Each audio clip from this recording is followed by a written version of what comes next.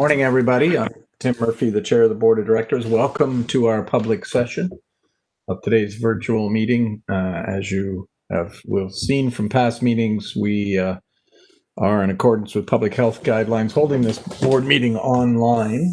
Nonetheless, want to start with our land acknowledgement where we're holding this virtual meeting, which is the traditional territory of many nations, including the Mississaugas of the Credit, the Anishinaabe, the Chippewa, the Haudenosaunee, and the Wendat peoples, and is now home to many diverse First Nations, Inuit, and Métis peoples.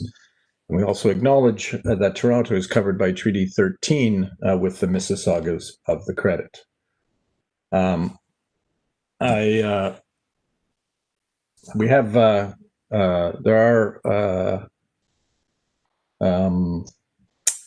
We'll come to it in terms of there's no particular decision to report out of the private, our confidential session at this point. I think those issues will be reflected in the agenda, subject to dealing with just a reordering of the agenda. But we do have quite a full agenda today, including to the matter that's been added, the Ruben Tomlinson report, which I think we'll move to consider earlier.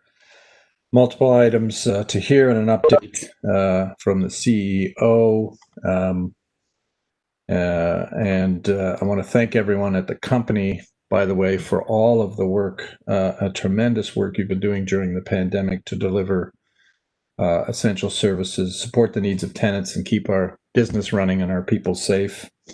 Your efforts are truly appreciated in these to say it's unprecedented seems insufficient, but thank you so very much for everything you do for our tenants. For those watching, we have special procedures. It's a virtual meeting, as we've said. It's being live streamed, and we allow for live deputations from the public. As people will know, deputants can do so by submitting a written deputation, which is circulated to board members, or being teleconferenced in to orally depute to board members. Then the submissions will be made public, and the oral deputations are part of our video record. I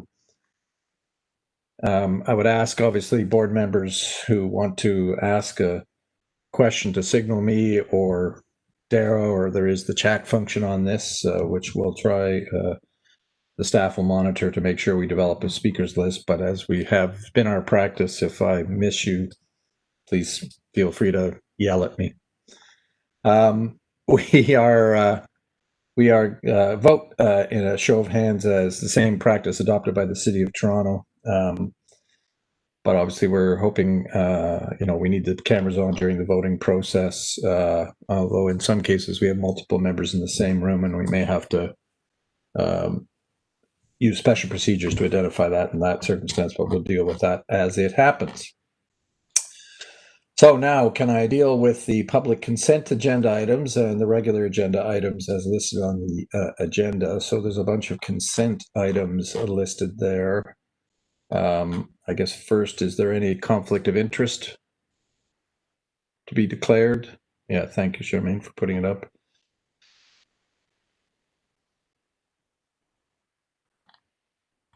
I hear no conflict of interest. So as discussed, I would like to reorder the public agenda slightly, which is to move what is number 9 on the agenda, which was the implementation of the Ruben Tomlinson recommendations, and move that to, I guess, right after the consent agenda item. So I wonder if we can get a motion to that effect from Brian. I see Brian's. I'll second it, Tim. Great, thank you. All those in favor of moving it as described? Thank you very much. All right, so we reordered the agenda. Sorry, did I ask if anyone wanted to hold any consent agenda items?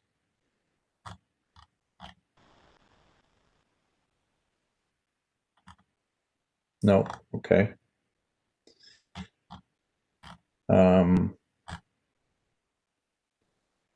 So can we have a motion then to adopt the consent agenda items? I'm happy to do that. Thanks, Adele. Seconded. Happy to second. Great, thanks. And all those in favor? Excellent, thank you. And then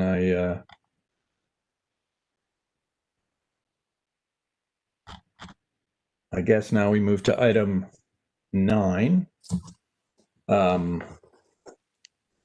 which is now number 1 in terms of our agenda. So, or should we do? I guess we should we deal with business arising first? Or doesn't matter. No, let's just do the Ruben Tomlinson. So if the board doesn't mind, I have further to our discussion, have some remarks to frame this, so I'll proceed to make those remarks.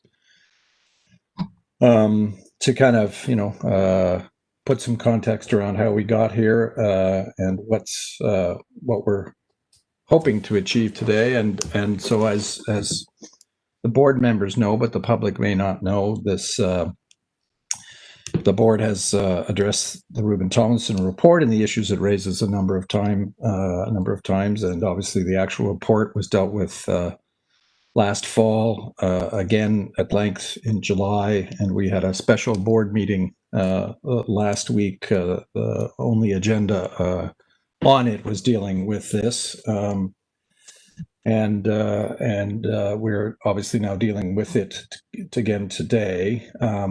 And so to begin our discussion of this issue, I'd like to, on behalf of the board, I'd like to say to those employees who came forward and to those who responded and worked with the independent investigator, we thank you for your efforts and your patience.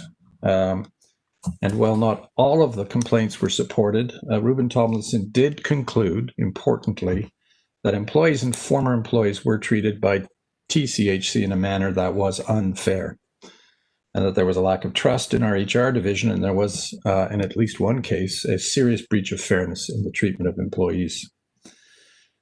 Now, as you know, these events that gave rise to the original complaints happened in 2016 and 2017, but nonetheless, to those individuals whose complaints were upheld and as showing internal processes were inadequate and were deemed to have been treated unfairly, I'd like to extend a heartfelt apology to each of them on behalf of the board and, of course, TCHC. I'm certain that they must feel this process took too long, and we agree. It has been much too long. I mean, there may be reasons for it, but that doesn't take away from the fact that all of us, the board, the TCHC, employees, the complainants and respondents, and the public, it doesn't take away from that it's just taken too long to bring closure. And for that, we also apologize.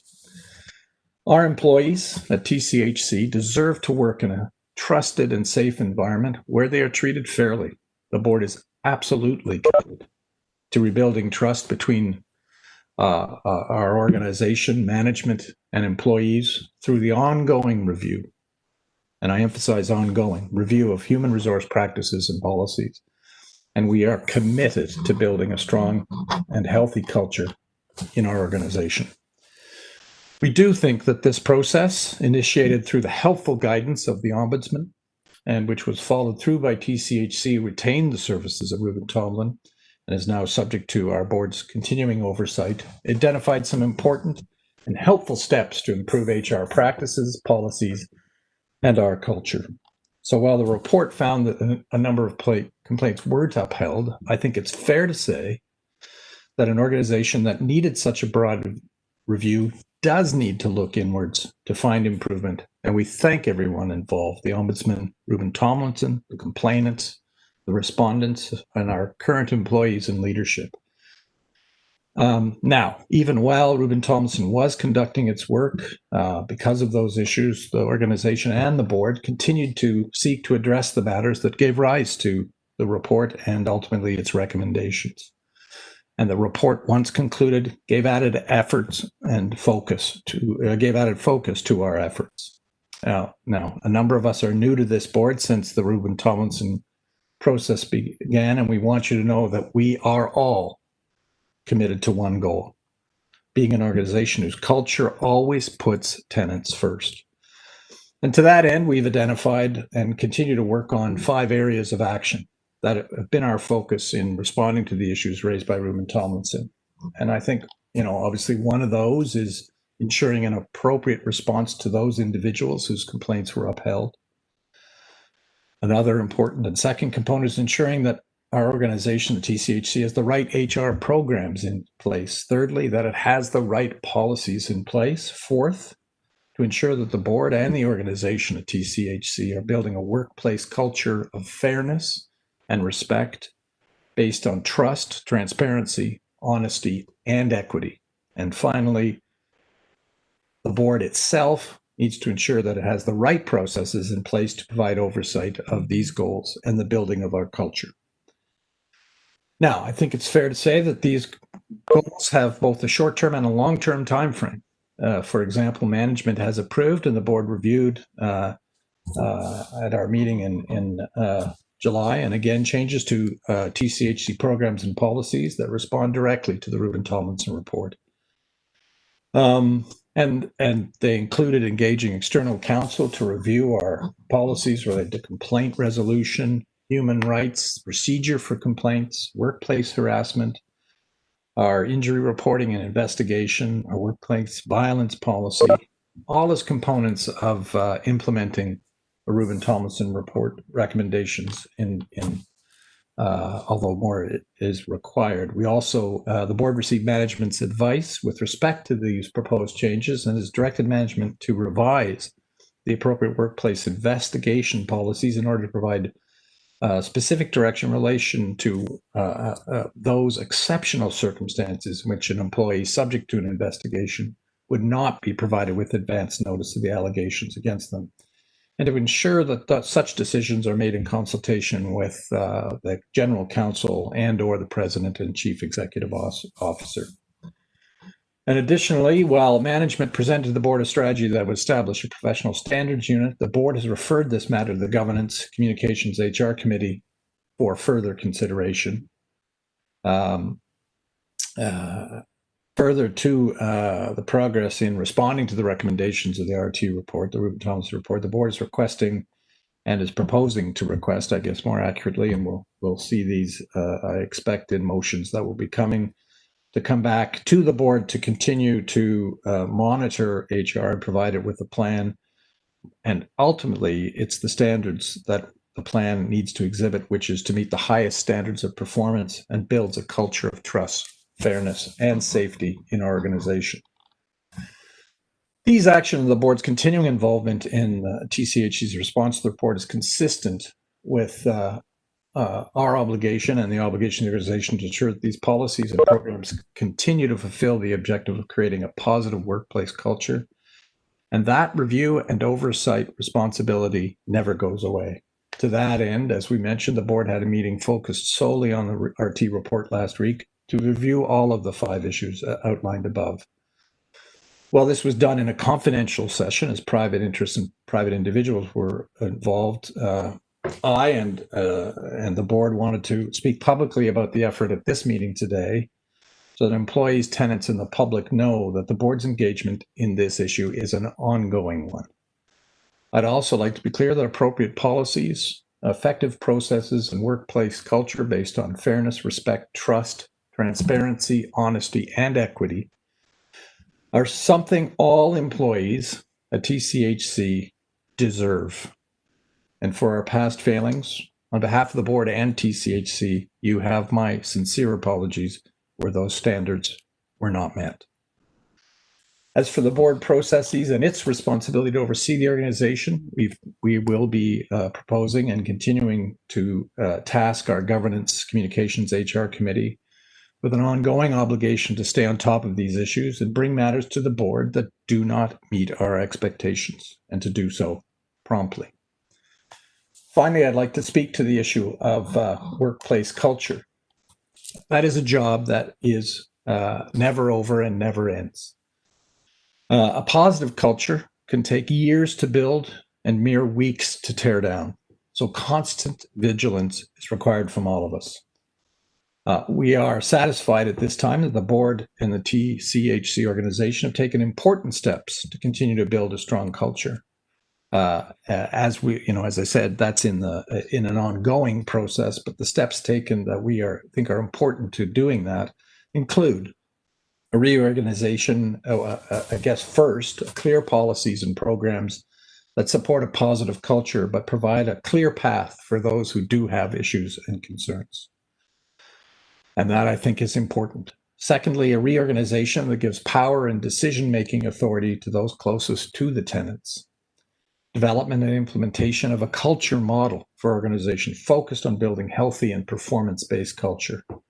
A more streamlined management structure, an engaged board, management team dedicated to a clear, understandable, and guiding single principle. Our tenants should always be our first priority, and a willingness to engage in a continuing process through which these practices related to resolution of workplace disputes are reviewed and revised in order to address the types of equity concerns identified in the Ruben Tomlinson report.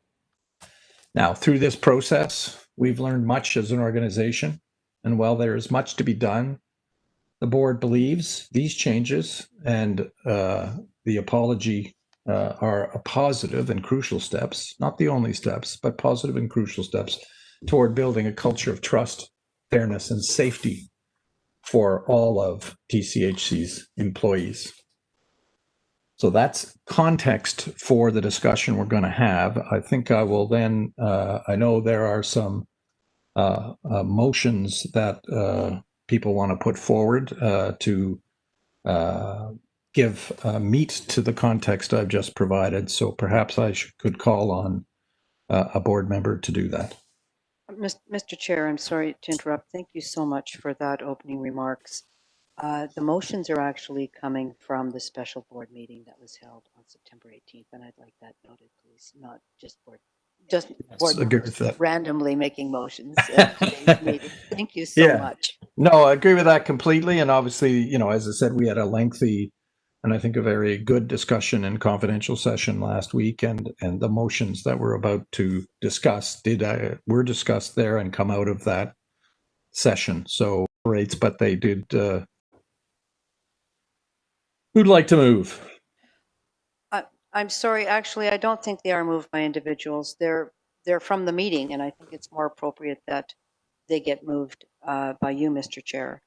They are motions directed from the meeting for adoption at this meeting.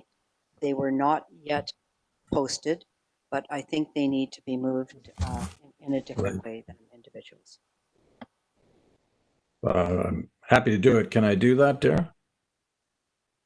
You can. I can bring the motions up if you want. Yeah, so just bring the motions forward that we passed and bring it forward and we adopt. Yeah. Councillors, can you please speak in your mic? Sure. The motions that we passed at the last. Can you just make that bigger? You have to move. Forward, those motions which we will adopt.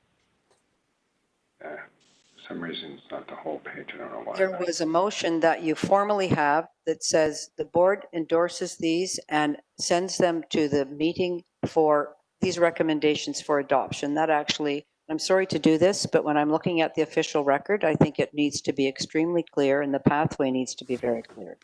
So the exact frame of those motions from last week should be what you move, Mr. Chair, after your wonderful remarks, which are very much appreciated. Give me 1 second.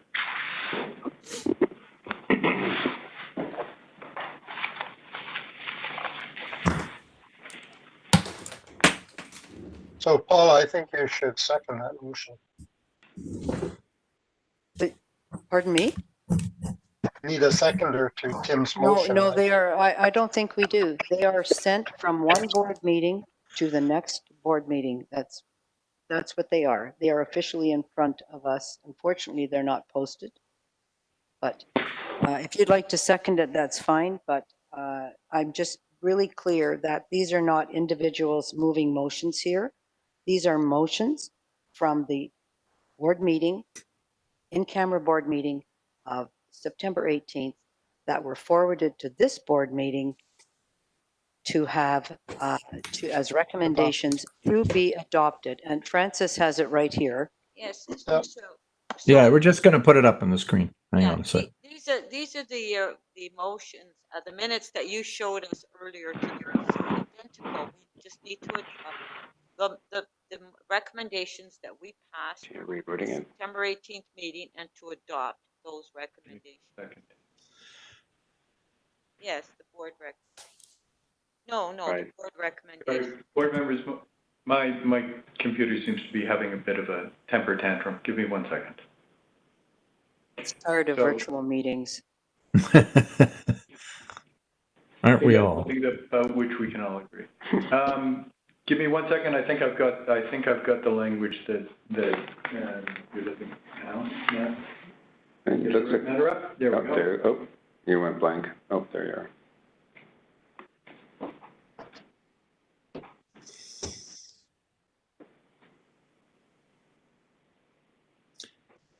So, Dara, that's the wording of the motion that was passed in our confidential session.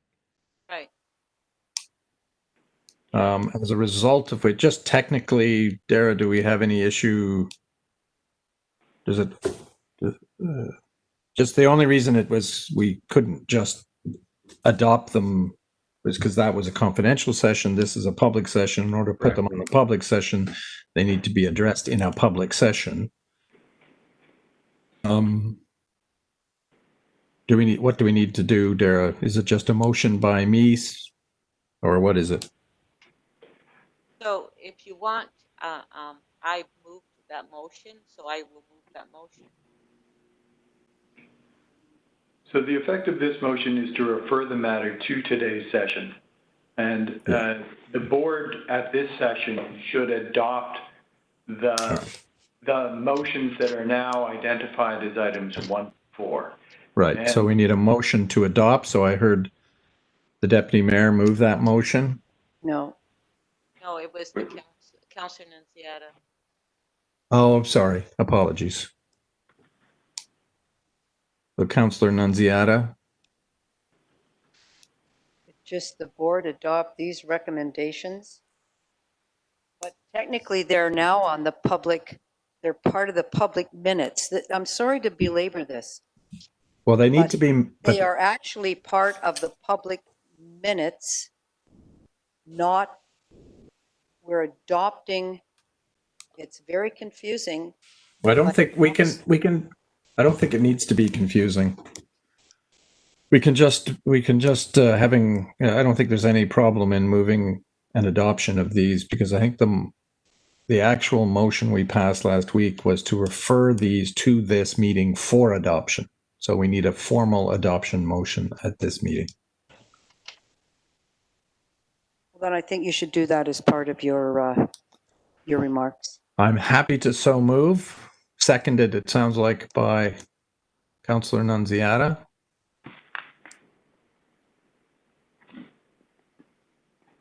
There's the,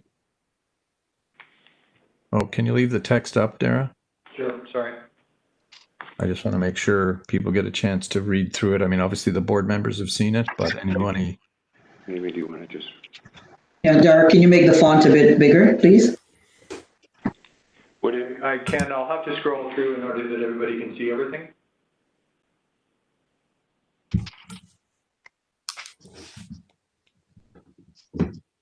So just, Mr. Chair, then, these are the official board recommendations, once they're adopted, Correct. public, around the Ruben Tomlinson report, along with what we adopted earlier on the workplace review. But I Yeah. think in saying that? Yeah, you need to speak directly into the microphone. Oh, I'm It's a so pleasure. sorry. I apologize. I really do. I hate it when people do that.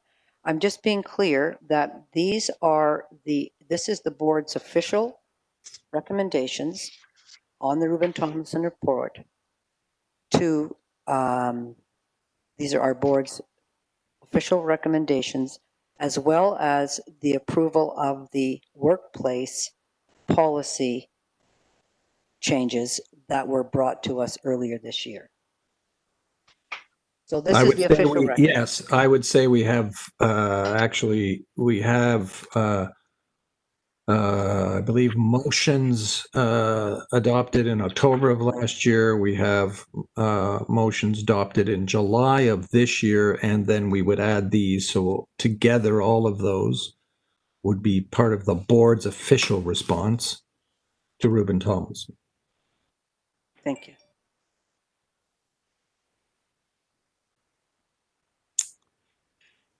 Any further discussion on the motion? I think it's worthy of a roll call vote.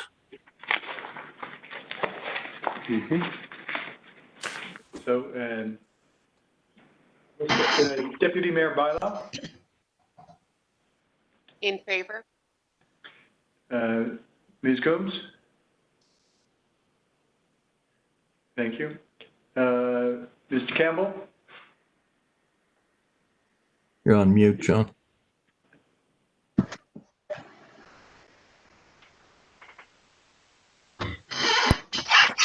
Agreed. In favor. Thank you. Ms. Douglas? In favor. Ms. Sarah? In favor. Councillor Fletcher? In favor? Ms. Emery? In favor? Jackson? Favor. Mr. McCray? Favor. Councillor Nunziata? In favor? Mr. Smith? In favor. Mr. Chair? In favor. The motion passes. Thank you. So as a result of that, we will, as a board, must and will issue an official statement of acceptance and apology. I think it's worth putting that up on the screen, and then I will read it as well. Dara's just bringing it up, Chair. Thank you.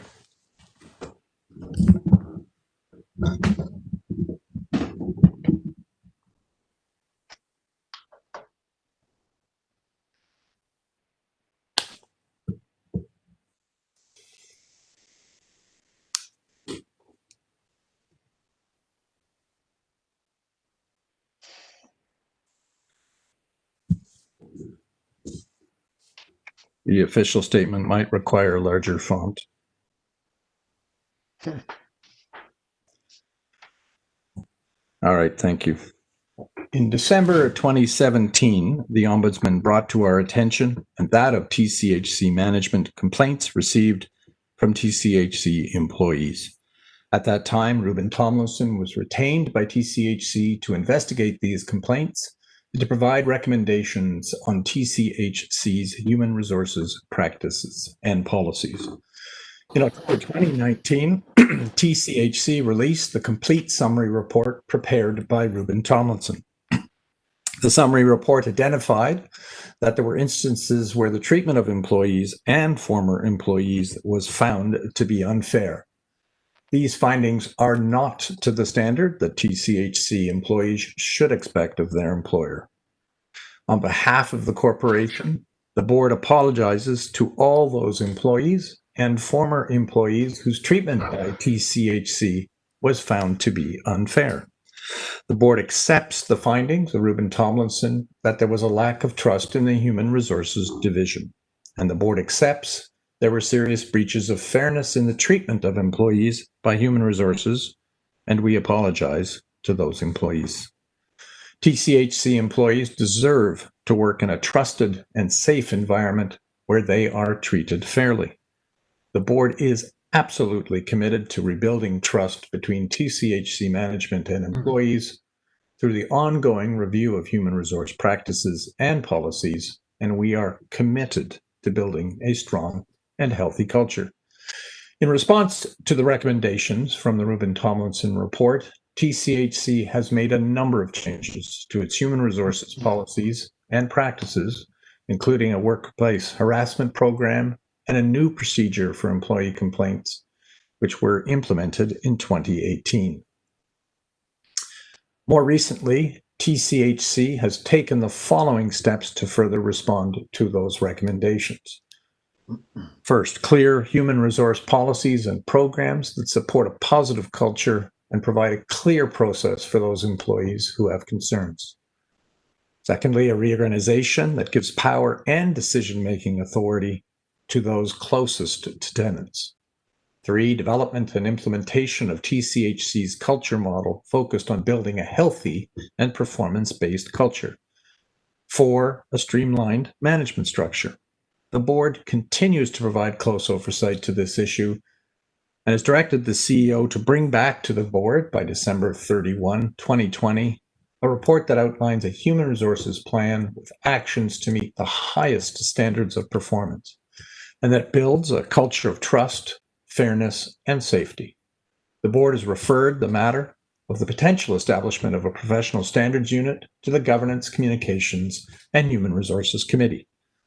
The board has also directed management to revise the appropriate workplace investigation policies in order to provide direction in relation to those exceptional circumstances in which an employee subject to an investigation would not be provided with advance notice of the allegations against them, and to provide that such decisions would be made in consultation with either or both of the General Counsel and the President and Chief Executive Officer.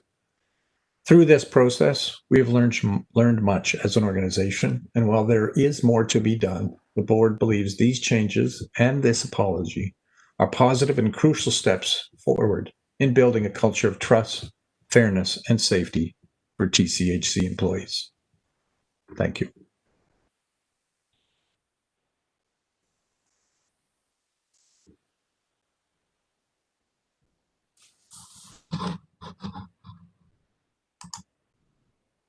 Any further discussion on the issue?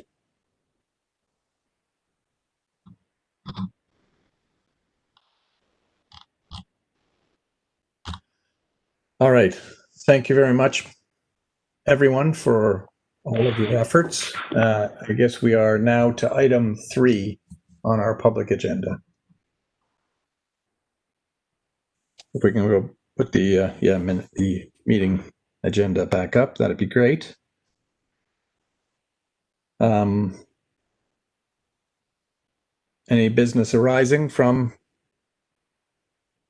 our minutes or action items from last meeting?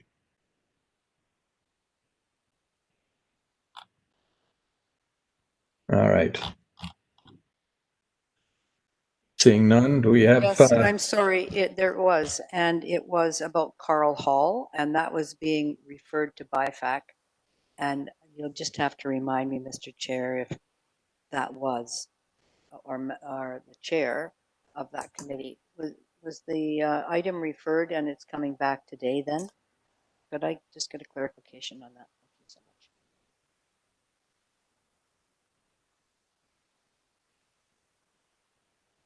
much. Sorry, specifically which item? In the minutes, there was an item on Carl Hall that was referred to BIFAC, was not dealt with. So I'm just seeing if that went to BIFAC and it's now in front of us today.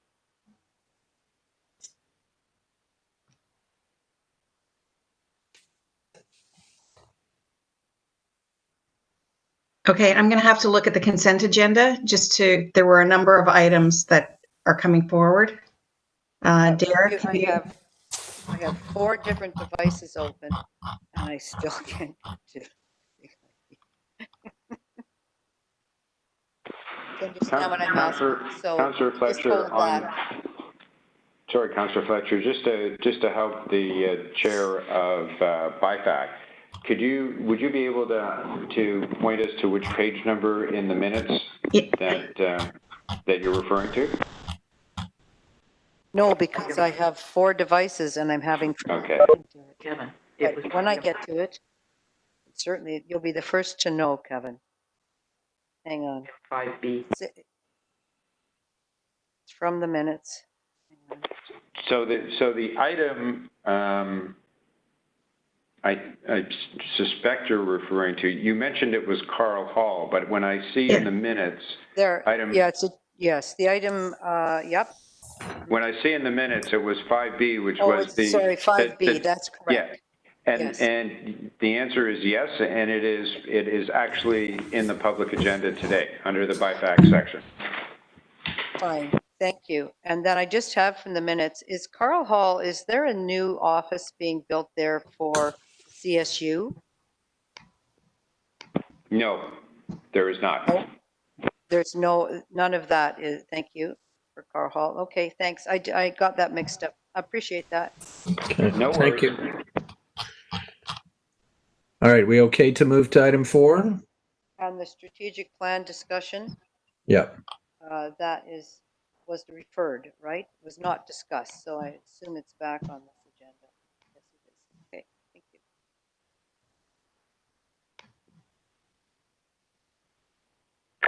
Sorry, I have a motion to receive the matters reported as part of the business, the matters arising.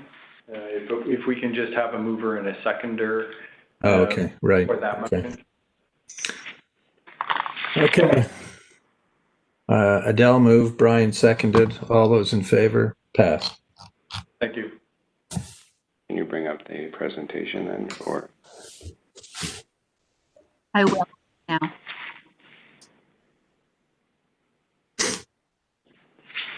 Dara is just bringing up the. Sure, I'll bring it up, Sean. The presentation. Sorry, give me 1 second. Yeah.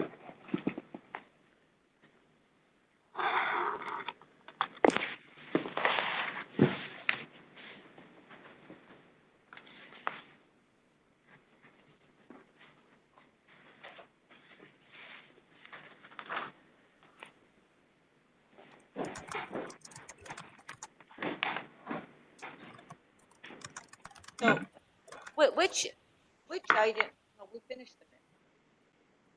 We're on item 4. Yes, we're on item 4. We're just waiting for the presentation to be put up so that we can hear from our fearless leader.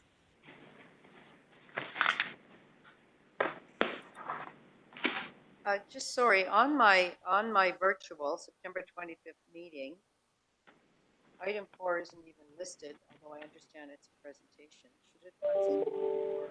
You got to keep speaking into the microphone, Councillor Fletcher.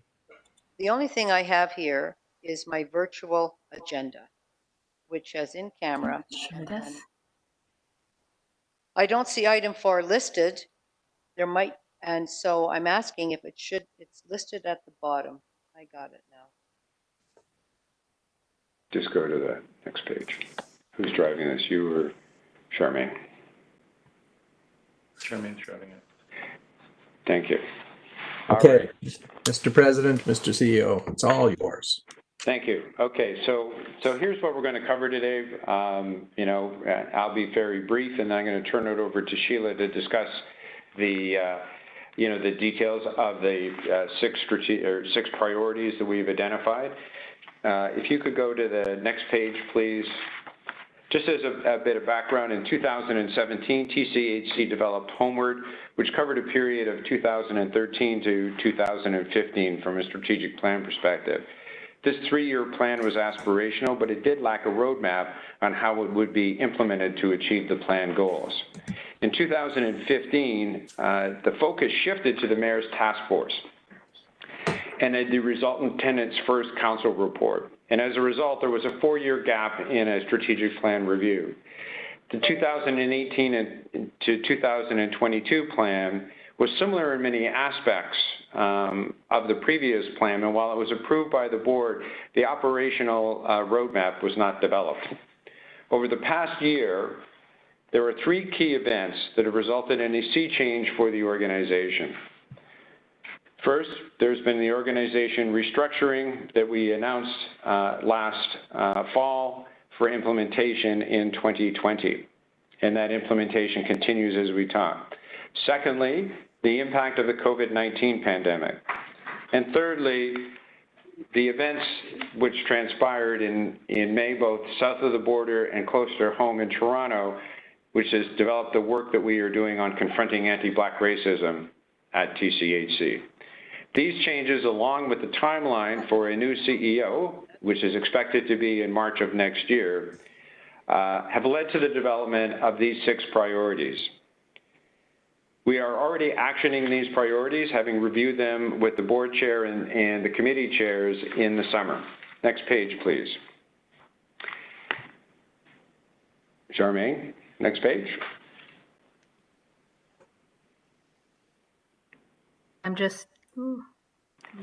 Thank you. These priorities do not purport to be a comprehensive strategic plan, but rather a prioritization of key focus areas that will help move the company closer to its vision of quality goals in vibrant communities where people are proud to live and work, through to the end of 2021. These priorities are meant to build on the progress made to date, and they serve to focus the company on 1, delivering reliable and quality services closer to the tenants, 2, bringing the culture model to life, and 3, inspiring staff so that we can continue to make our vision a reality. Having these priorities in place will provide the new CEO with a runway to learn the organization and begin the development of a more fulsome strategic plan towards the end of 2021 with the board. These priorities give them something to build off. Next page, please, Charmaine. Thank you. We have developed a simple framework to clearly define each element of the strategic priorities. Getting this right is important, as it's often where organizations trip up in terms of effectively implementing a plan, and you heard me allude to that earlier in my comments. Feedback from our teams has been positive as we work with them to develop the divisional plans and measurements. They have let us know that the plan is easy to understand and is grounded in their realities. I will now turn it over to our Chief Operating Officer, Sheila Penny, to review our 6 goals and the objectives to support those goals. Next page, Sheila. Thank you. So as Kevin mentioned, we sat down in early August and reviewed these 6 strategic goals with our chair and committee chairs, and what became crystal clear to us, what was reinforced through that review, as you've heard from our chair earlier today, Tenant should be our first priority. And I'm going to take a minute and just read the strategic goals so that you see how tenants are at the heart and are reflected in each goal. Goal number 1, support the rights of every tenant to have reasonable enjoyment of their homes, build high-performing teams that bring to life a culture of tenant service, empower and support frontline leadership and employees in resolving issues and challenges locally in support of tenant needs, develop a business intelligence foundation that enables timely decision-making and identifies tenant service success measures, transform the way we work through the implementation of effective and efficient tenant service processes, systems, and tools, and deliver on the tenants first directives and commitments coming to us from the city, our shareholder.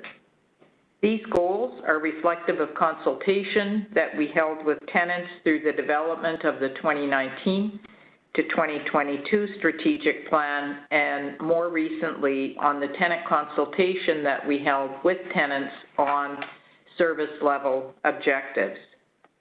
So how will we know that we've met these goals? We have a structured plan.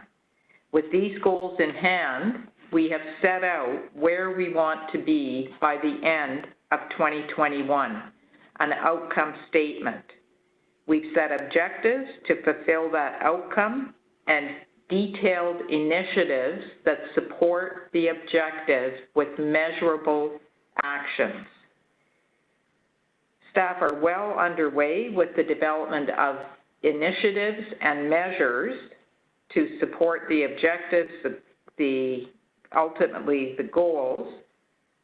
and are forming divisional plans. These will be complete by October 9th. We're going to keep today's discussion at a higher level, but I will, as I work through the goals, give you a couple of examples for each goal on initiatives that staff are undertaken and how we propose to track our progress against those initiatives. So starting with the first goal, if I could have the next slide. Support the right of every tenant to have reasonable enjoyment of their home. This is a requirement under the Residential Tenancies Act, and it is our guiding light. Many of our buildings, as board members and our tenants know specifically, are not nice places to be. To foster reasonable enjoyment for all tenants, we need to know who we have in our buildings, what support needs they have.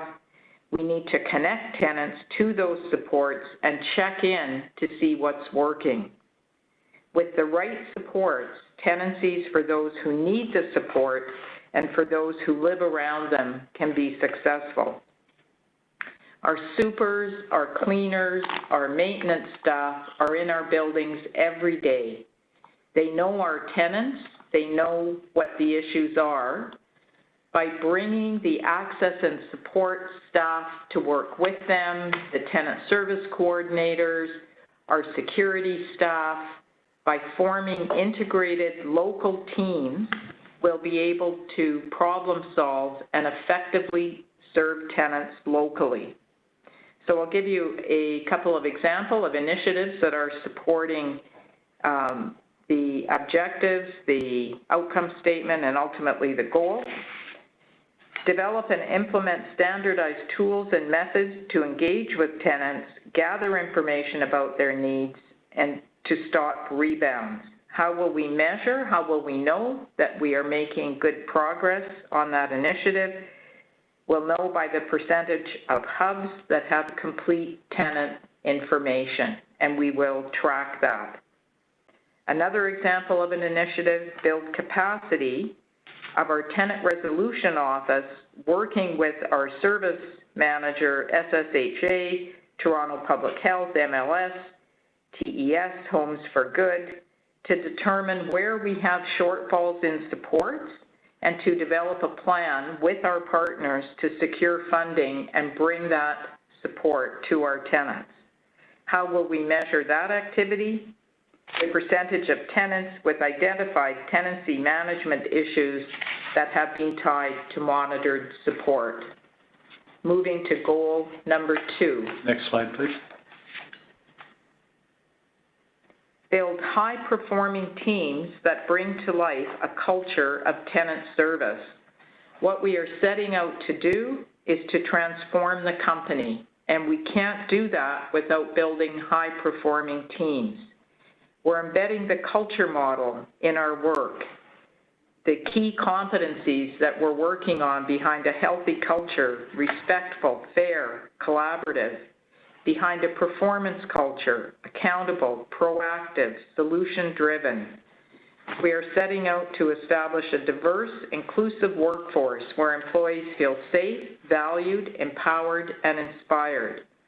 And we know we also have to build a significant strategy to confront anti-Black racism across the company for our tenants and staff. 3 examples of initiatives that support this goal. We're going to identify strategies tied to each employee group for implementing the culture model. We tie that culture model, the competencies within the culture model, to each management staff's performance management plan. Second initiative, we develop trust-based training on how integrated teams with the operations division work together at all levels. At a hub level, working directly frontline with tenants, with their colleagues, and also at a management level. How will we measure the impact of that trust-based training? Through tenant service level surveys at every hub. A third initiative, develop and implement an action plan to confront anti-Black racism at Toronto Community Housing, incorporating both staff and tenants. This will be its work in progress, and it will be presented to the board early in 2021. How do we measure progress against that plan? As the plan is developed, we'll ensure that the actions are taken. So a percentage of the plan implemented over the course of 2021. Moving to goal 3. Next slide, please. You saw in the last 2 goals how we're setting out to understand who lives in our buildings, how to support them, and how to build high-performing teams. This goal sets out to empower and support frontline leadership in resolving issues and challenges locally in support of tenant needs. What we're setting out to do is remove procedural barriers that have existed for a long time. Turn "I can't" into "how can I help?" The key initiative that supports this goal, and this is significant work that's been underway for the last 6 to 8 months, we're developing regional and hub-level playbooks that inform frontline leadership and staff of their landlord obligations and rights, as well as steps to address issues. And we've just completed 94 hub simulations where we bring those frontline teams together and problem solve issues, documenting and rolling it up into this hub-level playbook, drawing the expertise out of frontline staff. How will we measure that initiative? By the percentage of our staff who receive role-based training and ongoing team building. Moving to goal number 4, next slide please. Develop a business intelligence foundation that enables timely decision-making and identifies tenant service and success measures. To make timely decisions well, we need to develop business intelligence. We need trusted sources of data in place to enable timely decision-making. We need to collect socioeconomic data and begin to collect race-based data to enable a greater understanding of our tenants and their experiences. We need standardized performance measurement and to engage with tenants in assessing the quality of services they experience. A key initiative under this goal, we have developed and we are implementing service quality indicators and dashboards with data that creates a narrative that highlights our performance and identifies opportunities for improvement. How will we measure that initiative? By the percentage of hubs with an action plan that come out of the service quality indicator results. Moving to goal 5, next slide please. Transform the way we work through the implementation of effective and efficient tenant service processes, systems, and tools. When an organization like TCH grows and evolves and you layer on restructuring as well as COVID-19, you learn that you have an opportunity to do things more effectively and efficiently. With the implementation of HOMES, our integrated housing and tenancy management system, and our shift to become a customer service company, we are taking the opportunity to transform the way we work. A couple of key initiatives under this goal. We're currently assessing 200 processes for effectiveness and efficiencies, and we're making the appropriate changes. How will we measure that initiative? The percentage of process implemented and tenant satisfaction measured through our service quality indicators. A second key initiative, we're developing service standards for all 4 pillars of our restructured organization. So we're developing standards for cleaning, maintenance, tenancy management, community safety, and support. How will we measure that work? Through the percentage implementation of service standards and efficiency measures. And lastly, goal 6, next slide please. we're delivering on Tenant's first directives and commitments. With the city, we are currently working on transitioning our seniors housing unit into the city's new seniors housing corporation, transferring some 700 standalone homes under city direction, getting clarity on the future of the development team in Toronto Community Housing, concluding discussions with the city about our mandate agreement, which will form part of a new shareholders' direction. We will be reporting back on progress regularly to the board with the city. Next slide, please. So next steps, as I said earlier, staff are completing divisional plans that roll up all of this work. We're aligning those divisional plans with our staff performance plans, and those performance plans will extend through to the end of 2021. We're implementing monthly business reviews, and we will be reporting out on our progress quarterly to the board. And with that, I'll conclude, and we're happy to take questions. Questions from directors? Hi, Tim. Of course, please. Just make sure you speak directly into the microphone. Thanks. Thank you. Great work. I am just wondering if or why you didn't include the delivery of our capital plan as a strategic goal. I mean, given that it's a pretty big plan, it's something that we're following, and it's quite strategic for the organization. Councillor, very good question. It is embedded. If you were to see the full document, it is embedded under goal number 1, support the rights of every tenant to have reasonable enjoyment of their homes. As you know, we're moving forward to ensure that homes are well maintained and they have the capital needs met. We are on track to deliver the full $350 million this year, and we are planning $350 million next year. So it is in the plan, just not highlighted here. I think it should be. That is my recommendation. I think it's a pretty big plan in order for us to have people being able to enjoy their homes. It is crucial to deploy the plan appropriately, and I would like to see it as part of that. Yeah, So maybe it's would it work as a part of point 1?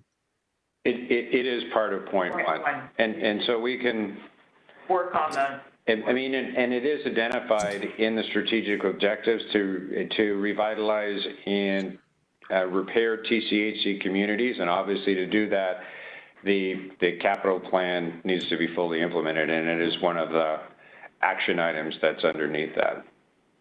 Yeah, I just think that as a board member, I would like to have an eye into it. I think it is something that this board should be monitoring particularly closely and as a major strategic goal as well. Okay, thank you for that, Councillor. Another question, you mentioned that you're tying the culture model with performance plan of employees. Can you go a little bit more in detail on that? So go ahead. We have 6 competencies in the culture plan: healthy culture, performance culture. Each of those competencies are tied to every management staff's performance plan. So every management staff, they're tied into meeting agendas. We speak about it frequently. We're establishing a framework for that culture model. But as the performance of management is reviewed over the course of a year, there'll be a conversation between staff and their supervisor around how they're fulfilling the competencies that are a key piece of the performance and healthy culture plans. So are you attaching to their performance plans measuring certain behaviors? So is that how you're measuring? So you're identifying the behavior so that eventually you measure the behaviors, obviously you'll have different results. Hopefully that's the goal. And is that the part that you're measuring? Correct. Exactly. Yeah. Okay. Well said. And so do managers have access to that information on a regular basis so that they can actually guide their staff appropriately? Or is this something that comes in like twice a year? Or do they have it on a regular basis so they can coach their employees if they're not, having the right behavior so that we actually get the results at the end of the year? So the competencies are tied into everyone's performance plan. But I will tell you, I have an operations meeting with my leadership team once a week.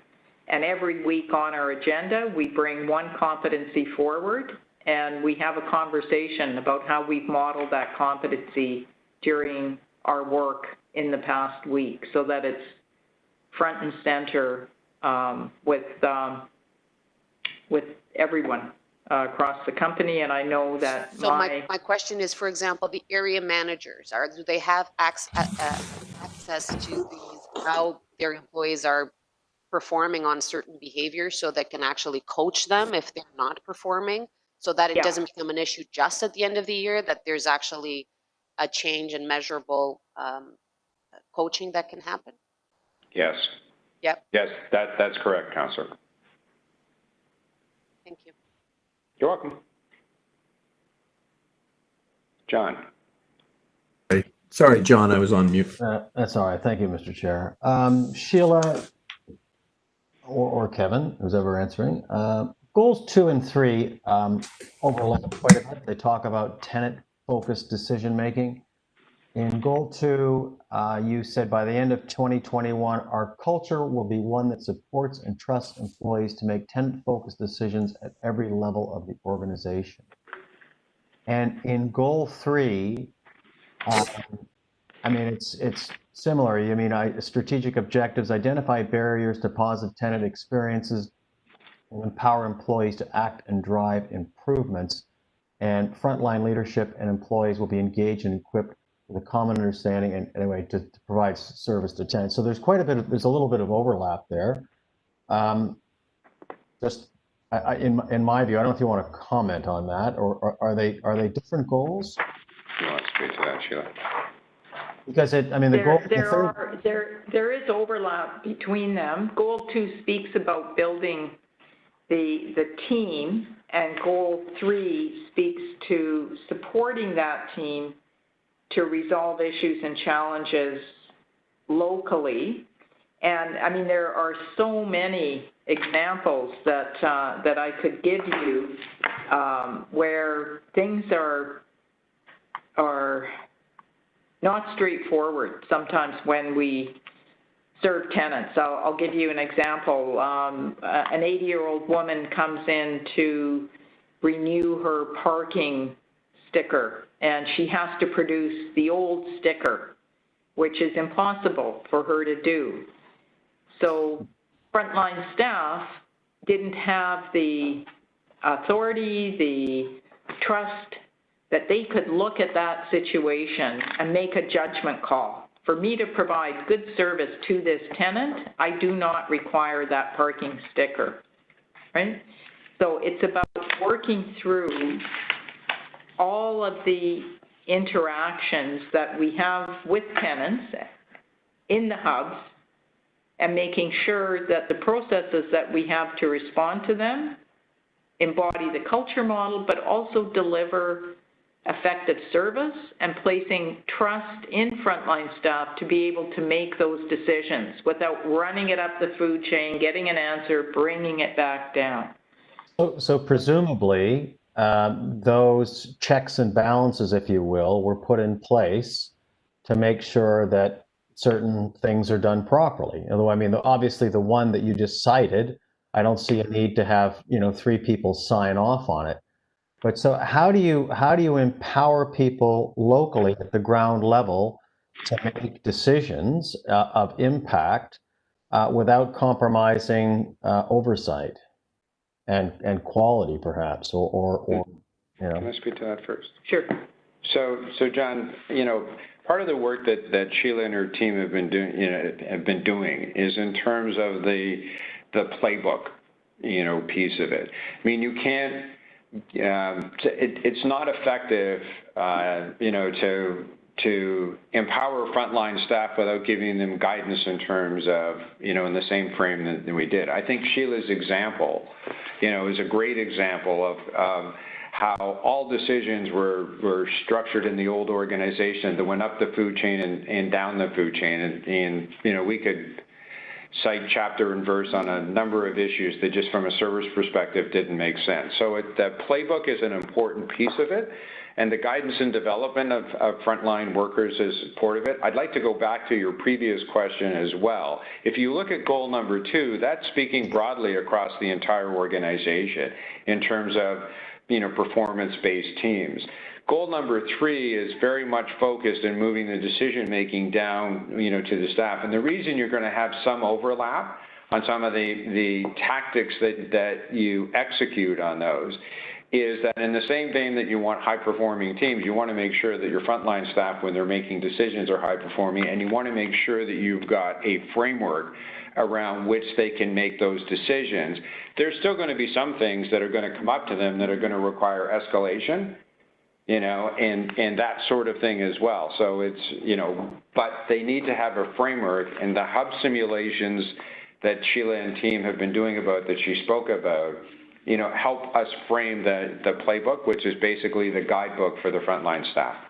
So this is my last question, will it take a while for that sort of culture to set in so that people know that they're empowered to make those decisions?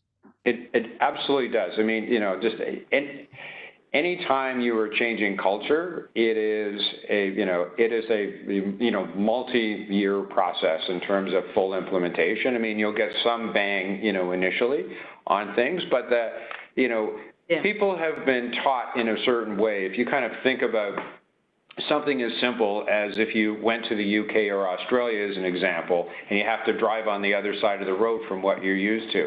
It's been programmed in us in terms of how we drive a vehicle. And so when you go to a country that has a different frame, you actually consciously have to think about it, and you probably don't feel as confident in your driving skills. So reinforcing that element of it, and that's something that takes place over time. Got it. Okay, thanks for the answers, and that's great. You're welcome. Thank you. Any other comment, Brian? I guess just to one is to identify what the key indicators are that should be coming to the board, because obviously there's a ton that you could have at a management level that you want to review and be aware of, but obviously I don't think at the board level we need that level of detail, but we do need to identify which are the key indicators that the board needs to get in order to know that we're moving forward and achieving the objectives in each of these areas. And I guess also try to determine what the baseline is so that we have some measure to know that we're moving in the right direction. So I don't expect an answer at this point, but I think in going forward, I would like to try and identify those key indicators that we should be getting on a regular basis to know that we're moving forward in the areas that you've identified and we obviously support. So Brian, that work is well underway, and so we can bring that back to the board with our first report out on this. Thank you. You're welcome. I think obviously the indicators the board are going to be most interested are the outcome ones as opposed to the process ones, but that shouldn't be a surprise. Yeah. No. Debbie. Thanks for the report, Sheila. It's good to see anti-racism and other inclusion activities included in the strat plan. When you talk about holding staff to account and building it into people's work plans, so for example, will the outcomes or the responsibility for the outcomes around developing a diverse workplace, ensuring that tenants based on demographic and socioeconomic income, will those competencies be in the work plan of, say, the VP of HR for staff, for example, who at the end is responsible for ensuring the implementation of this? So let me comment on that, Debbie. I mean, each of the VPs are responsible for ensuring that they have, that they work towards, a culture of diversity and inclusion.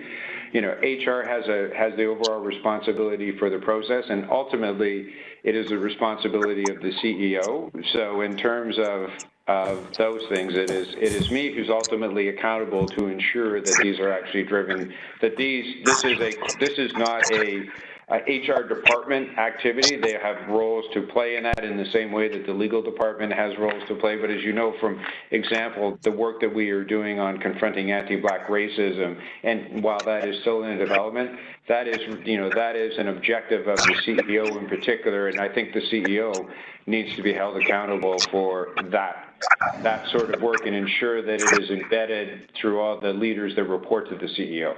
Does that answer your question? To an extent, but I think I was being more specific than that. So, for example, will the performance of your VPs include the positive outcomes of these measures? Yes. Thank you. You're welcome. Any other questions? Sorry, Tim, and just to be clear, so that will also be taken into consideration when moving forward, we consider things like pay for performance. Yes, absolutely. Any other questions? All right, can we get a motion to receive the report? Oh, Linda, seconder. Nick. Councilor Fletcher has a question. There's a question. Hello. Hello. I've had my hand up and everybody's yelling at you here. Well, it involves actually being able to hear you, so. Well. Because we can't see you. There you go. Okay.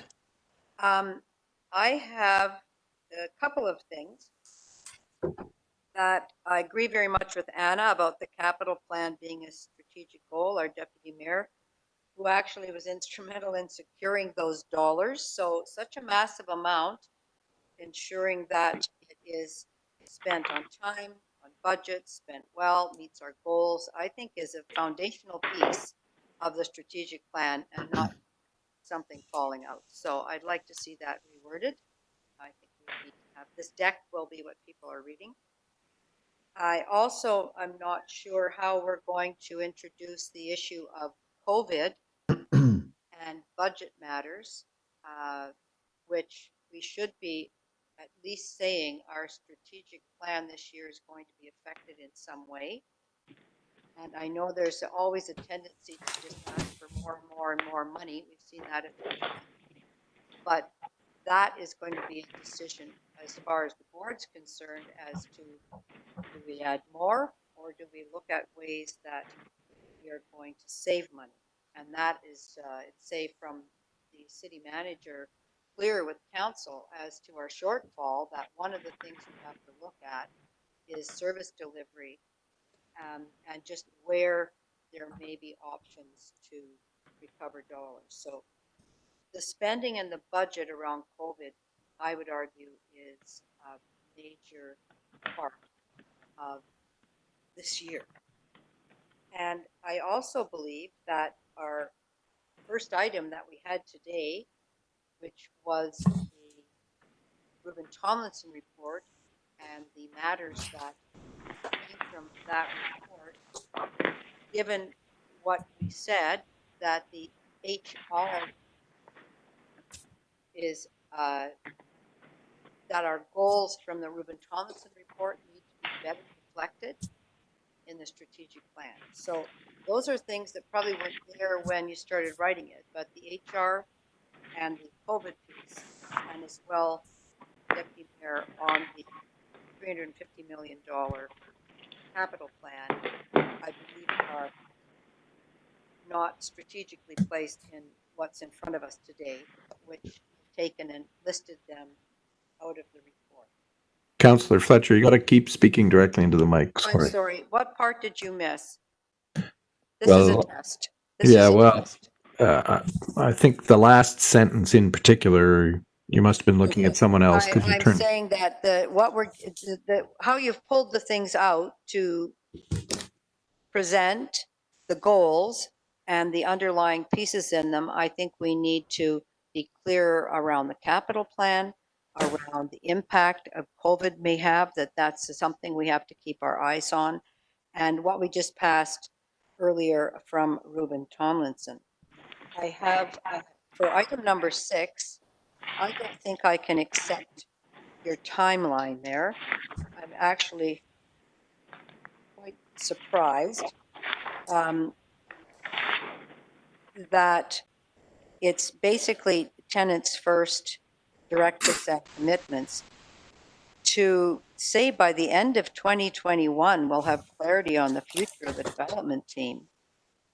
To me, that's a bit odd, and we'll have made progress towards the transfer. I think those homes are going to be transferred rather shortly, and it's been long and excruciating. So I would just have to say on goal 6 that the kind of crisp and driven approach that Tenants First was to add, I don't think that's reflected in that.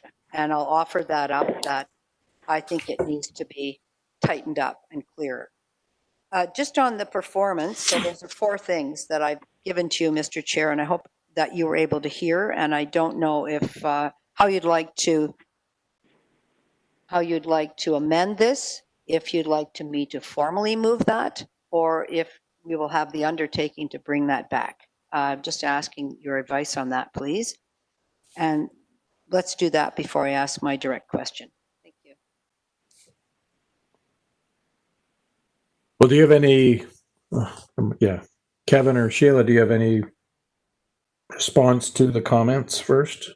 Well, let me address, number 6. I certainly heard the councillor's comments. I'm asking if I need to move a motion.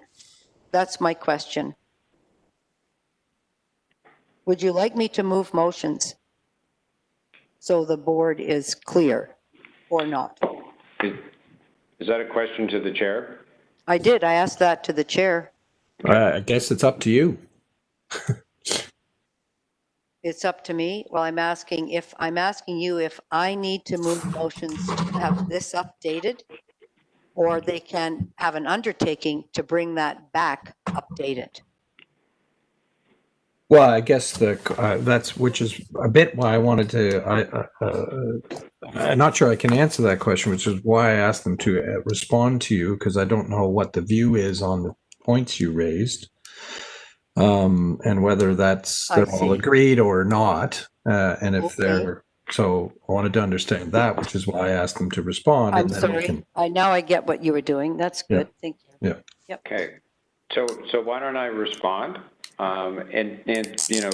Councillor, specifically with, goal number 6, since you made a comment that you couldn't support it, I think this reflects, I can't support your timeline, Kevin.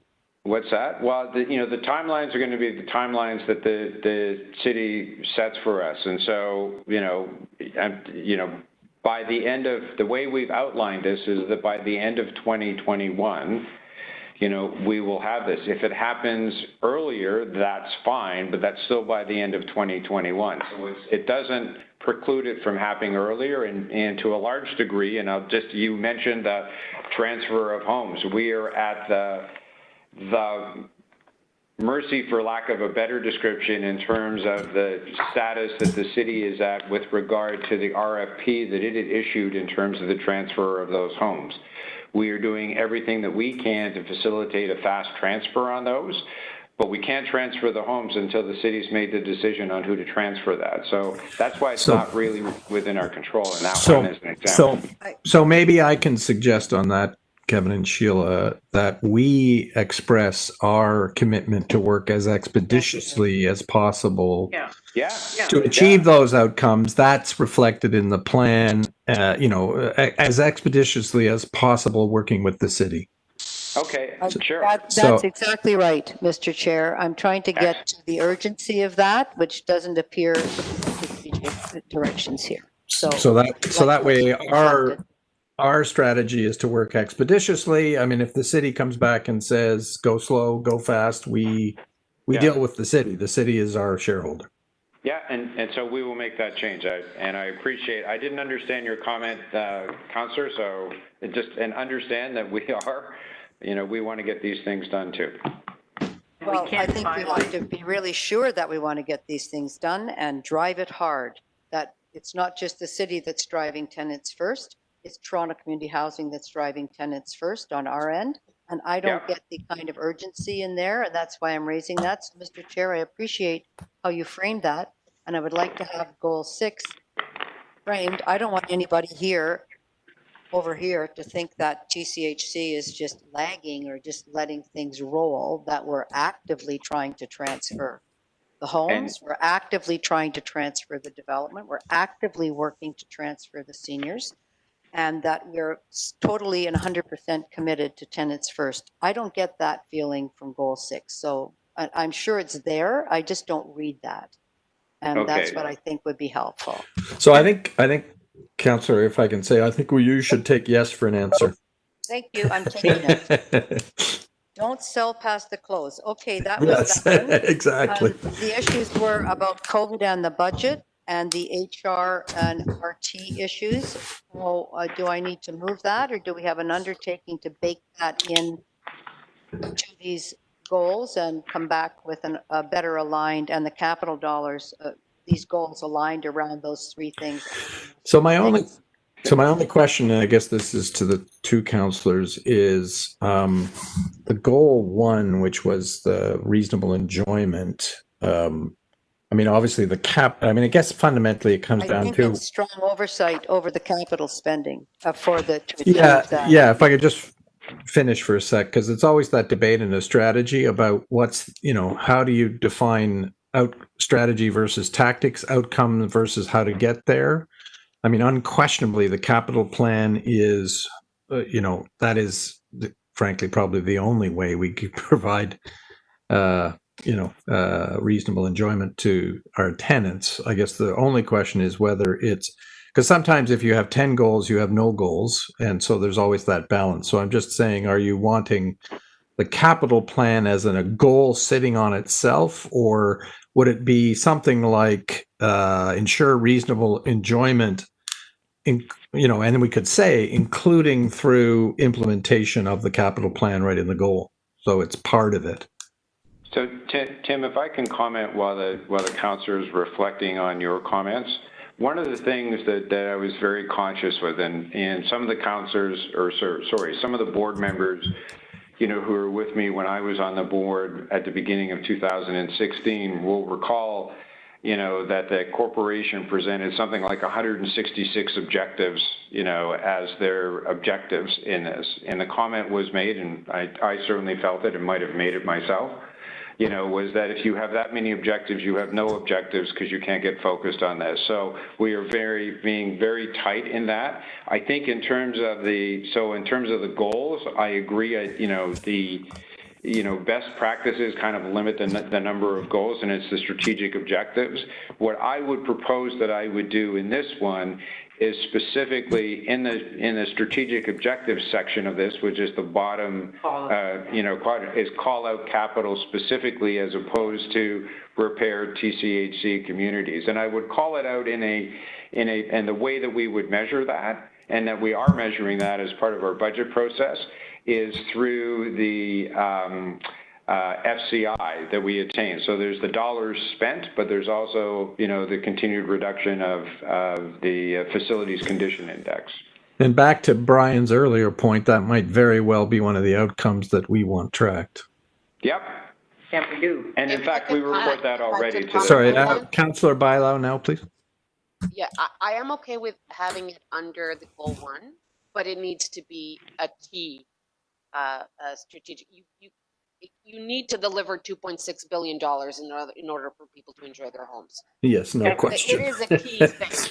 No question. And it has to be very clear, and the FCI needs to be, we absolutely need to keep an eye on that, and we absolutely need to keep an eye on a yearly spending. But absolutely, my main key is actually the FCI number to make sure that we're actually spending the money where it needs to be spent, so we reduce that. And we will rewrite the strategic objectives to reflect that. So can I ask a question? It's Councillor Nunziata. When you say enjoyment to tenants, and I can ask Sheila that or Kevin, that includes also for tenants to be safe, part of the security. Is that all part? Yes. Yeah, because that's the key issue. As you know, when you attended my meeting 2 weeks ago, that was the big issue. Yes. I just want to make sure that that's included.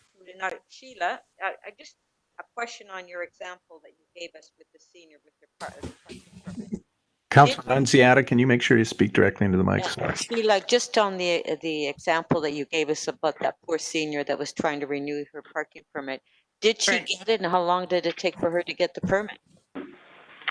So it was actually a GM that brought that to us, a general manager, and I said, why do you have to have that thing? And he said, because we've always had it, right? And that's when I spoke about change. I can't do because to how can I help? It's a culture shift that we're working on. A lot of it is common. A lot of it is common sense, right?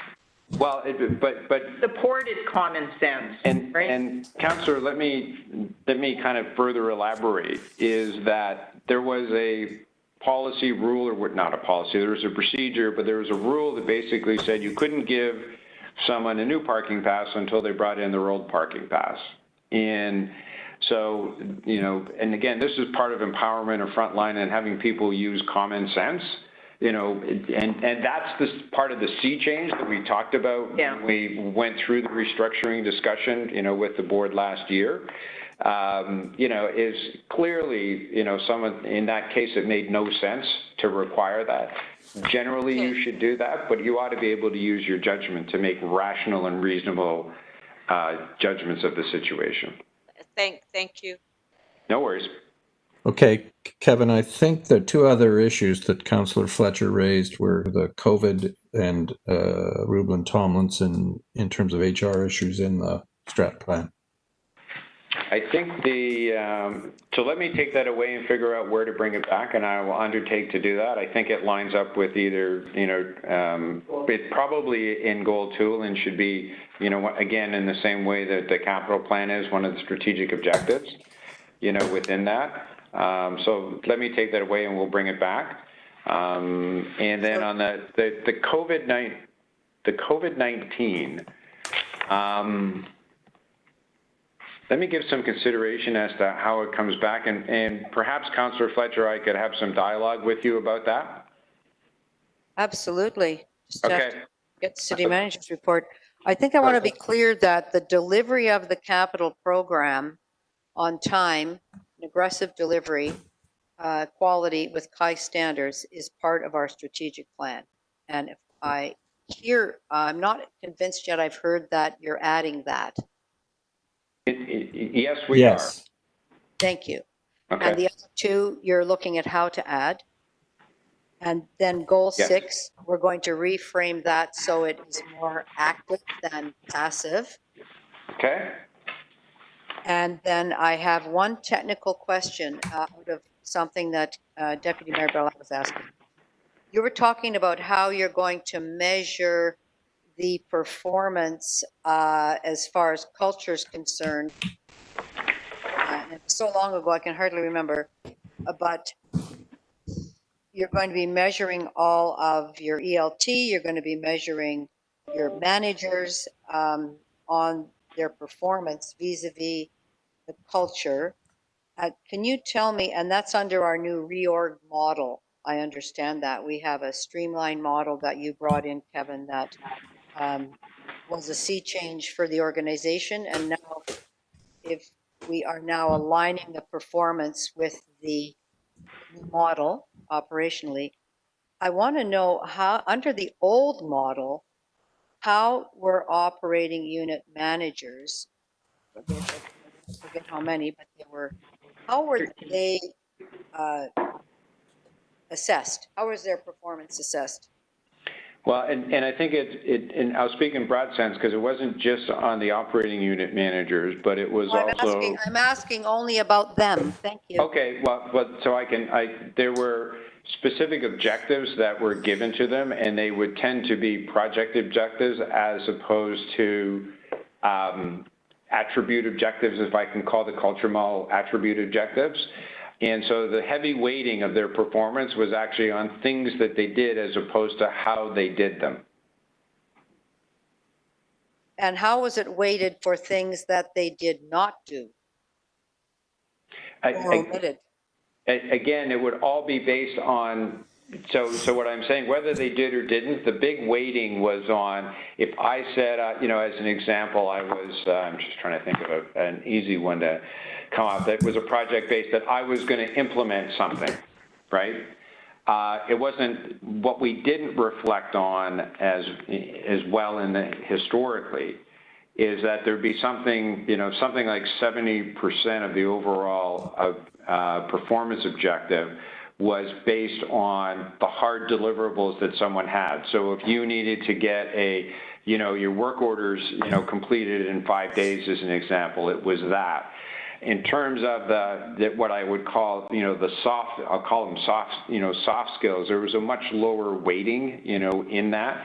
And so what we are bringing in terms of is we're amplifying the soft skills, not that we're going to stop having specific. Okay. I understand that now. Okay. So just because this is part of goal 1, what is the requirement for work orders being implemented?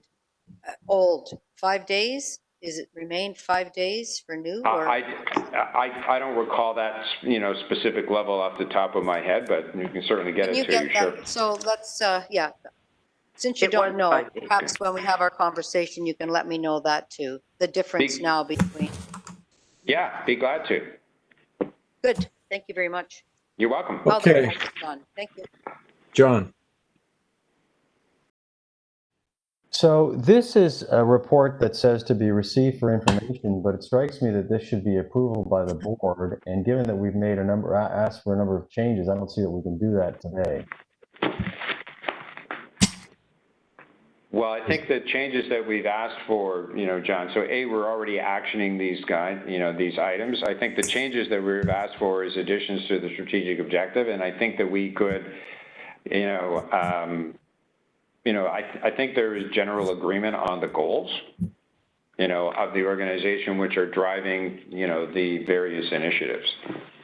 There is, but technically speaking, Mr. Chair, there's going to be changes to the document. And I don't know why, I first of all don't know why this was received for information, because the board has to approve strategic objectives.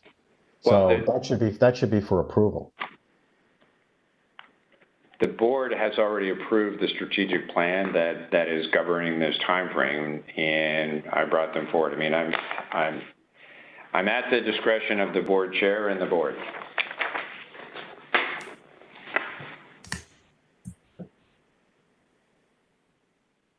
To be honest with you, I don't think it matters much. Sorry, someone. Who's speaking? Councilor Nunziata might know, but she might want to.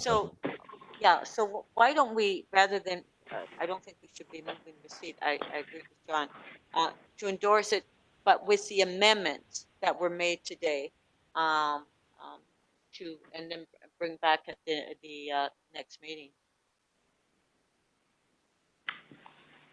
Sure, fine by me. I would support that, because I think, if I can, Mr. Chair, employees at TCHC are not going to spend all their time reading the whole report or the whole plan, but everybody's going to go through the well laid out 6 goals, Everything's very clearly laid out in this deck. And it's generally what people go to. And it's what we should ask people to go to because it frames very clearly the direction. So if we can have that basically ensure that those pieces are baked into it, then I think it's a very good document for just the casual people to understand the direction. And I do want to say, I think it's very well done. We just need to tweak it a tiny bit. And I don't think we need another 40-minute or 50-minute discussion next time by any means, but it should be just tidied up and then approved the next time. That's all. Yeah, just highlight the changes that we've made today. Okay, so John, you want to move that? Yeah, so I'll move deferral to the next meeting, and then staff can come back with the sentence changes so that it reflects the discussion that we've had today. Seconded by Linda. All those in favor? Passed. But obviously, in the context of a significant endorsement of it, we're tweaking the language, I think, as Councilor Nunziata indicated. Okay, thank you. Thank you. Tenant Service Committee Chair Report. Linda. Yeah, I think that we have some reports that come under this for the, and I'm not sure with the timing how you want to handle this, Tim and Dara, but just to report that the Tenant Services Committee did meet in the last 2 weeks and had a very fruitful conversation. And the two items I believe that are on for this, thanks for queuing, is actually the update from OACH. And if we keep going. Did you want to add anything? No, I agree. Somebody's not muted who should be. Okay. Yeah, it's OACH and the referral agreement policy, I guess, are the two items. That's right. Yeah, Okay, I'm not sure if we have time for the OACH to report, or if people had questions about that. Where do you want to go to first? Yeah, we can start with OACH. Any questions? I mean, it was. I did want to make a comment that at the Tenant Services Committee, the committee did actually want to extend and did extend actually their appreciation for the significant progress that has been made with the relationship between OACH and TCHC and the very effective report and the work that has been done throughout the year, but actually through COVID. It was unanimous that the committee wanted to actually thank Cynthia and her team with regards to all of those efforts. That's great. Any other questions? Comments? So a motion to receive. I'll move. Debbie. Debbie seconded. I think I saw Adele scratch her ear. Hello. Okay, Barry? Oh, hello? It's Councillor Bailao. I'm going to ask whoever is chairing the meeting to not unmute us here to let us control that, because sometimes we don't notice and we're trying to speak and we can't. Number two, I'd like to make a comment on this item also to thank the cooperation that has been clearly happening between OACH and our COO.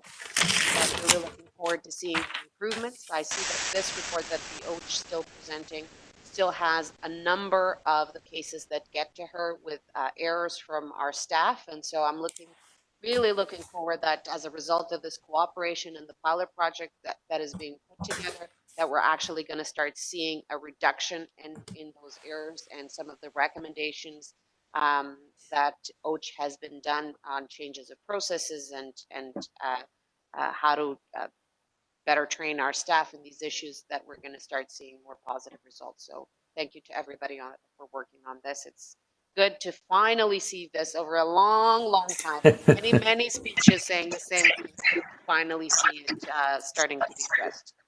Here, Anna.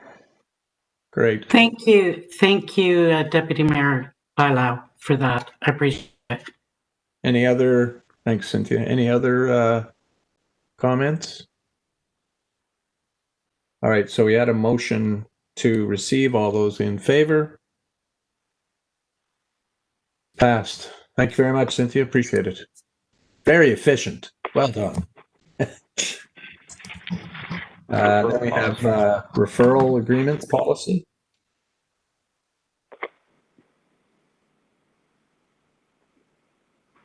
Are there any questions on this? I'll take the material as read, and I think. Yeah. Linda, anything come up in the committee or? No, I think we had a good discussion about this as well, and I'm assuming people have read, and if there's any questions, and then the team's here to respond. Okay, any questions, comments from anybody? Councillor Nunziata, I'll move the recommendation. Great, thank you. Seconder? I can't see everybody on the screen. Councillor Bailão, thank you. Yep. All right, all in favor?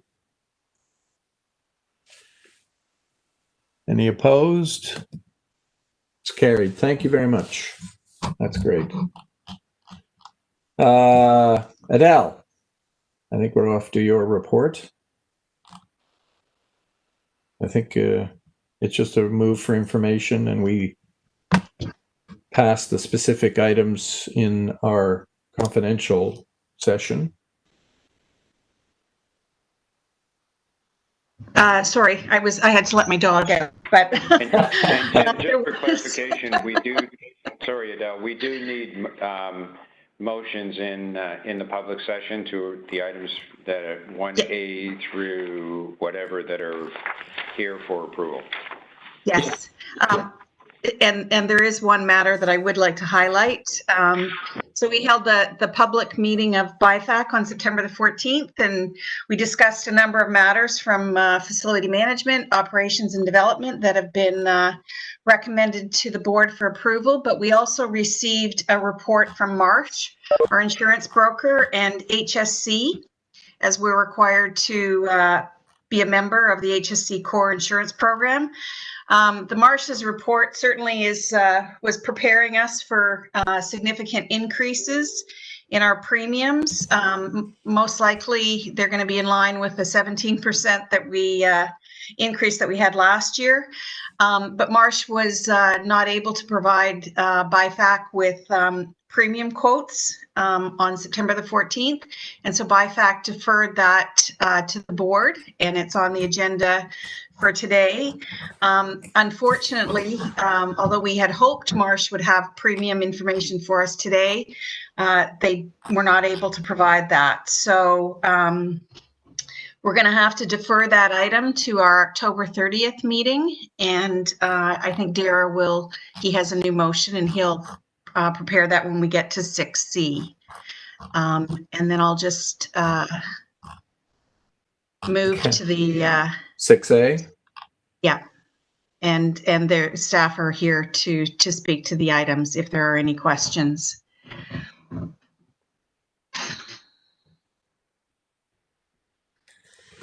Any questions on 6A or comments?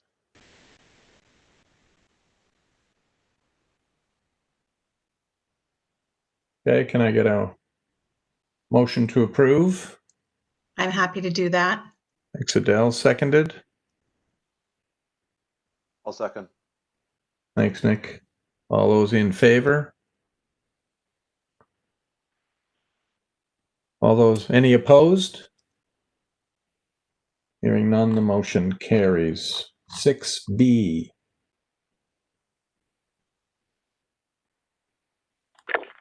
So again, there's two aspects to this matter. The first aspect is to amend a resolution that the board had initially approved in 2011 that delegated the authority to senior management to approve certain limited real estate transactions involving TCHC.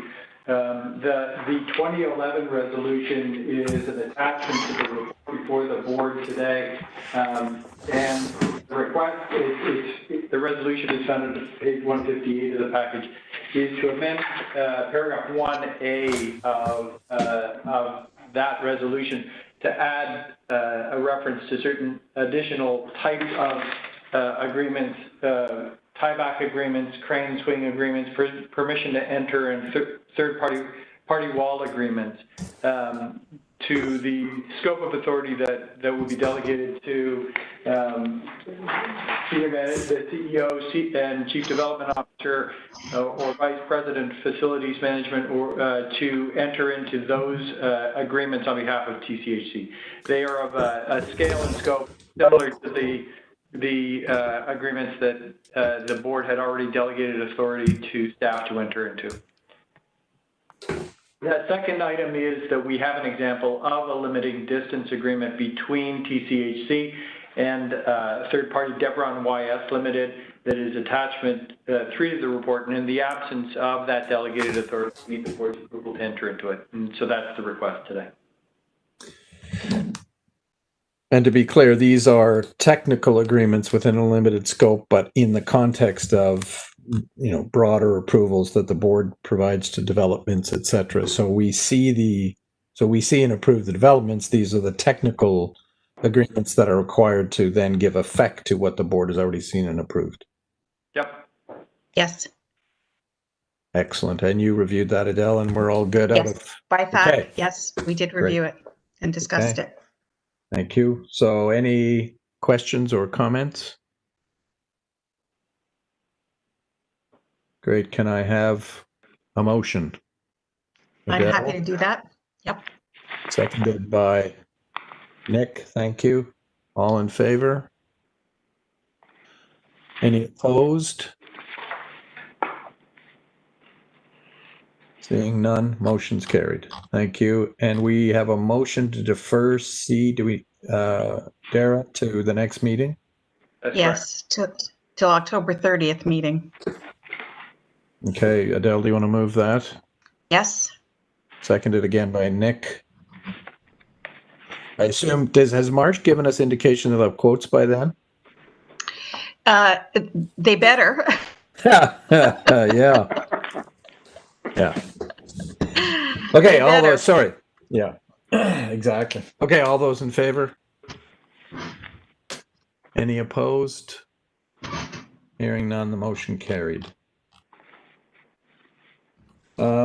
So I see our time. I know a couple of directors we were scheduled to noon. And I know a couple of directors have already indicated that they have to leave at noon. Can we get through the rest by then? Is there anything that should be addressed in a different order, or are we okay?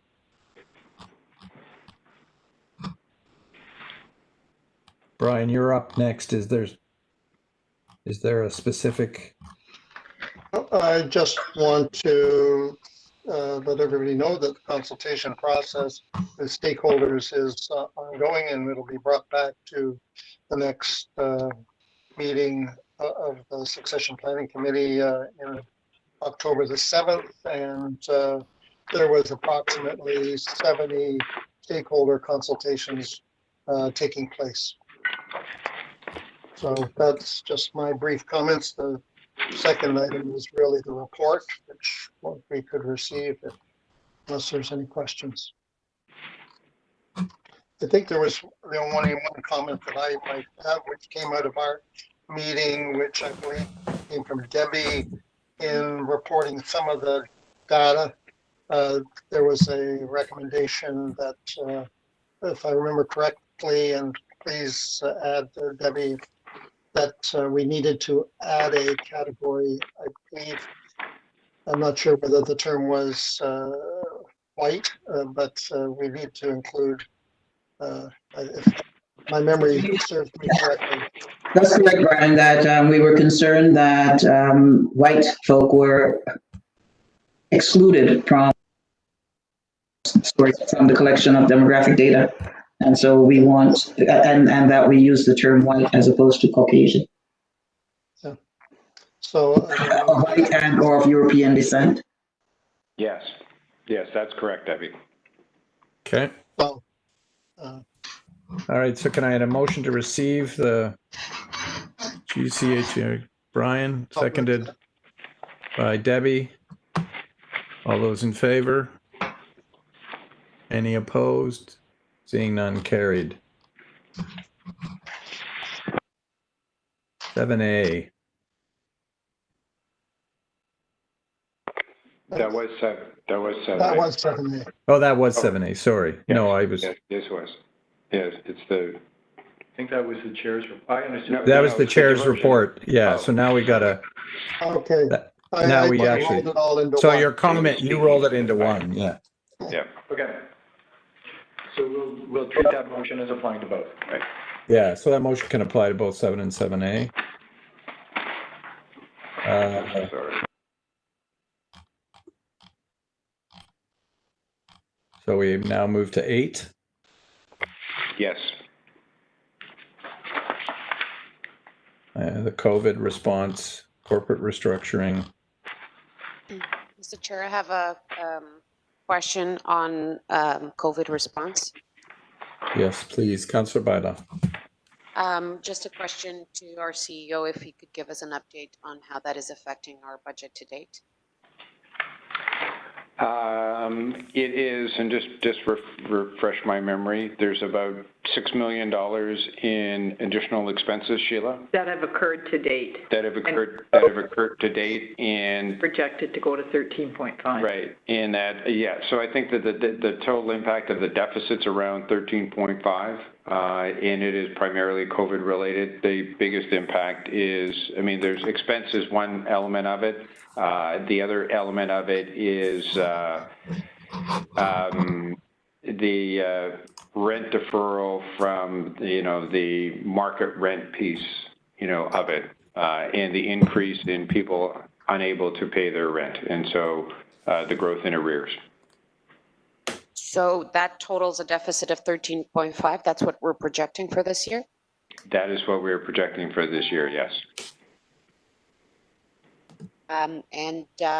Are we going to see in the next board meeting some recommendations on how to tackle that?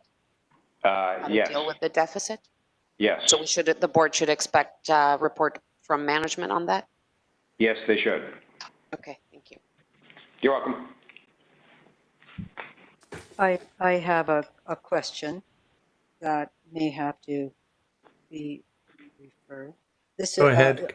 On 8, can you hear me, Mr. Chair? Well, I can, and please proceed, Councillor. On 8B, and it has to do with the final operations org chart.